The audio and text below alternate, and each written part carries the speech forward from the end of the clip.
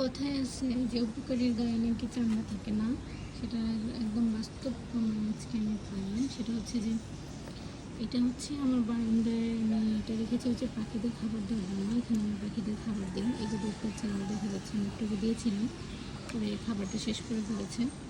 So এই খাবার আমি দিয়েছি কারণ হচ্ছে রেইনি সিজন, এখন বাইরে পাখিরা খাবার পায় না, এই জন্য। সো ওই উপকার করতে যে এখন আমার কাল হয়ে দাঁড়াইছে, সেটা হচ্ছে যে আমার শখের যে লাউ গাছ আমি লাগিয়েছিলাম, সেই লাউ গাছের প্রত্যেকটা পাতা ওরা খেয়ে ফেলছে।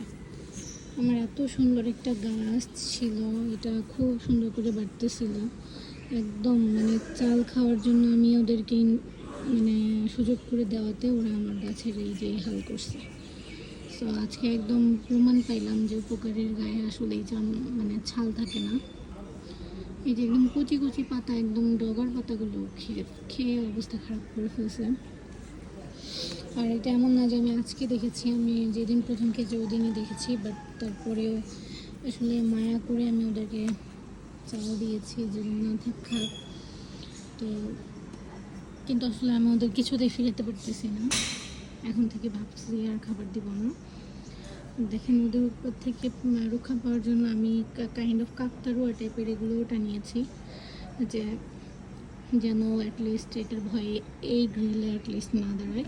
ওদের খাবারটা হচ্ছে ওই গ্রিলে দেওয়া, কিন্তু তারা নাছুর বান্দা, তারা আমার গাছটার কী হাল করছে।